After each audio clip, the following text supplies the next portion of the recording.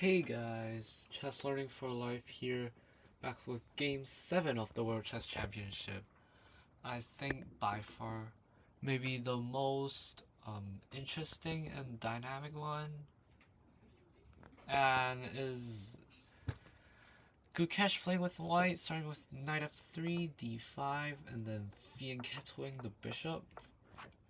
But instead, it transposes into a semi-Slav, but kind of a weird line which both bishop fianchettos. And things are quite equal. Rook e1, it's in Gukesh's prep, it's not the best move. Like, you see it just gives away the advantage for white, and because now d takes c4, but Gukesh is choosing this line because of the very strong center. Here, Gukesh could have chosen not to take what he knows is the best move, and here c5 is a mistake because if you want to hold on to the pawn, you have to have like these kind of pawn structures, and you trade off the knight. But instead, c5 is not the right move. Like people, the principle of Queen's Gambit is play c5, c4, try to break open the center, but it just allows d5 just locking these two pawns here. What they're doing. d6 is trying to isolate the pawn, but before that, very nice find by Gukesh to get the bishop trade. Bishop for knight trade out of this, and he gets the bishop pair, although isolated pawn, but gets the pawn back.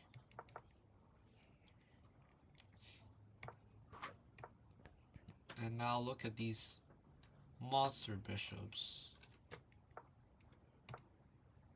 After rook e8, queen d2 just connects the two rooks. Bring the knight back from the board. This is kind of a reroute and opening up the file for the rook on d8. b4 is the second top engine move, because you can't just let these pawns steamroll. It's a 3-on-2. It's a majority on the queen side. Therefore, you isolate the c pawn out. It could be a pass pawn if you place a rook down here and support it, but for now, the damage is still weak. Here, I don't really understand why Deng trades and lets white have the open e file. Maybe Deng preferred his rook on the d file eyeing these three things. And here Deng kind of made a mistake into taking this a2 pawn, because now rook coming back to a8 gets a1, gets the open file. Even better, rook a3 just pins everything, and no, not pin, but it attacks the queen, and then now the queen is kind of trapped right here. Very nice find by Gukesh. Threatens some repetition, but he knows he's winning after rook takes h5. Here, the right idea is to trade the queens off like this, because in the end you have both bishops, both color complexes, and this d pawn proves to be better without the queen in an endgame. Now don't take right away, because after c takes, your knight is kind of strangled into defending this, and here a very nice tactic is knight takes d5. Whichever you take, I take the other one. Take check. Here and then take. If you take this one, I take your bishop. Same with the take with the bishop, same thing, and But Gukesh here plays queen f4, which is still fine. But this just ends up giving away the bishop pair. Now queen f5 is the best move to trade everything off, although double pawn structures and losing one more pawn, this is the best way Ding could hope for a draw for some reason. I don't know, because maybe he's betting on, like, even though he has a bad pawn structure, it's still fine. It's a 3-on-3, and then the D pawn, because it's a middle pass pawn, its power is weaker than side pass pawns. You see it later. Here, trading is bad, cause in the end, in a rook endgame,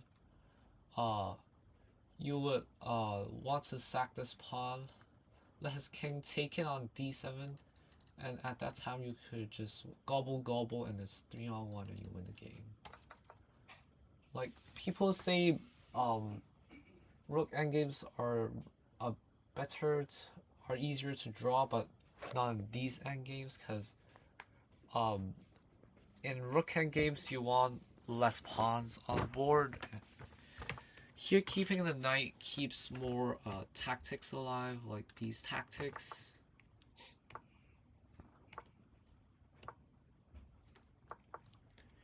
Here, wondering why you can't take... Is this not better? 3-on-2. Isn't it better because you get the bad double pawns out of the board? Not really sure. But king e5 is another mistake by Ding, because this just loses a side pawn and you give up the D pass pawn to get an H pass pawn, because a side pass pawn is stronger than a middle pass pawn. It's just a principle of chess, because it's further away from the center of the board, and if your pieces need to defend it, my king is in the middle of the board, very active, and your king is passive defending in a corner because of my pass pawn, and this is just more advantage for white after this. Can't take because of this fork, but then Gukesh here misses the chance to win and plays king e1.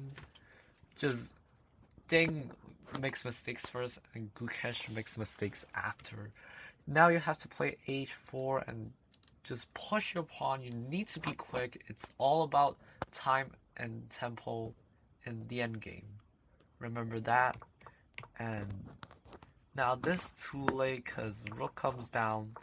This is just too passive. You had to play even bishop taking, or just king up to e2 to defend the bishop. You're not scared of this because your king can move up anytime, and here your rook just has to go back, and because you have to defend this push, and you're just asking why did he come here in the first place. But instead, Gukesh is like, what the hell? Allows f4. You see last game, was it last game or which game? It was Ding who also played like this move to break this pawn chain. Very nice idea. Now this is not strong. Although you still have a pass pawn, it's not supported.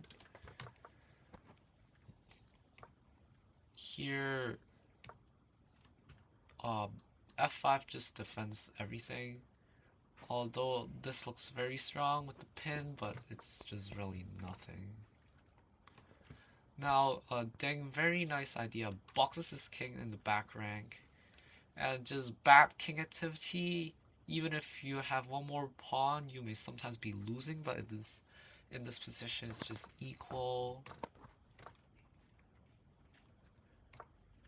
here, anytime you really have to block this discovery. Now you see Gukesh is very low on time in the end game, and he is just barely holding on. He doesn't even have an advantage now. Now this trades, and Ding is one more step into the draw. Here attacking on b5, f5 doesn't work because if you're just going push,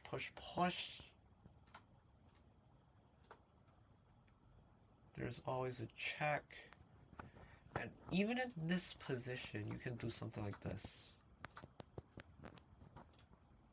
You can even give up the pawn because this is drawing.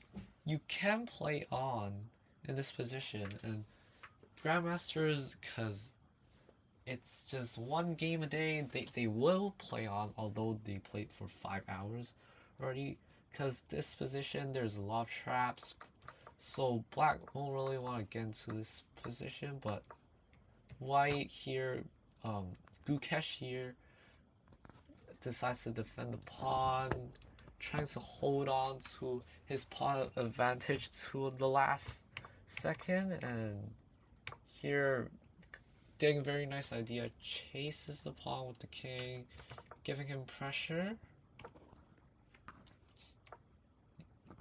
Here rook d8 doesn't work because of king e5, and this just supports everything on a dark square, and this just proves that you cannot just say a bishop is better than a knight in endgame, or in just any way possible. A bishop pair is better than a knight and a bishop, or two knights. That I can agree because you control both color complex. But now the bishop is just colorblind on the light squares, and it's not really better than a knight, although it has long scope. Here knight f7, immediate draw, because now both players are equal. Trades off the rook. Now the pawn is gonna fall, and this is a draw. The most intense game, I would say, that resulted in a draw, because in the previous games the draws were just repetition with nothing special, but this game it was really a roller coaster into a draw.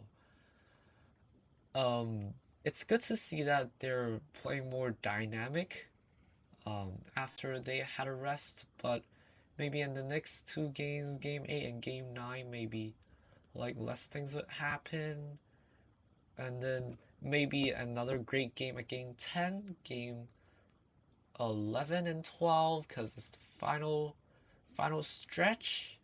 But let's see how they perform in the next few games. Looking forward to game 8 with Ding with white, and we never know, maybe Ding would hold on to his title.